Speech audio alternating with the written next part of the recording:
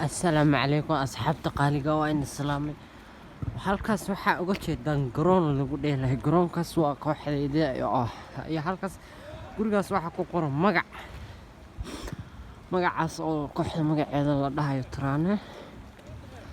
iyo meeshan waxaa ku dheelahay koox aniga u dheeli jiray iyo ujeedaan aniga kooxdan waan iskaga tegay laakiin waa markii ugu dambeysay aan tusaa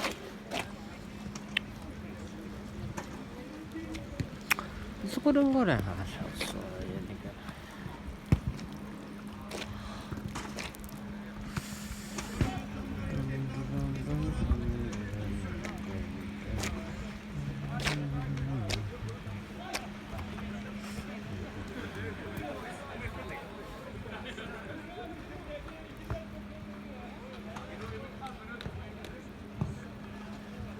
على في سنة حقا أصحابي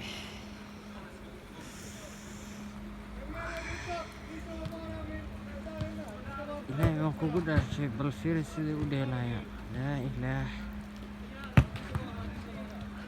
يا سان مدير الظهر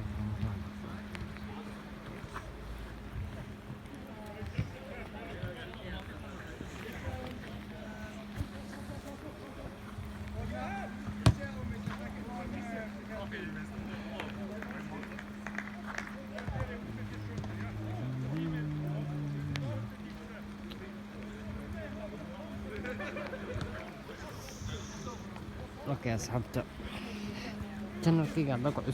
سبسكرايب صار لايك كومنت انت بك صبح فكركاغنا كديب waxa sida adig kula tahay kubada waxaan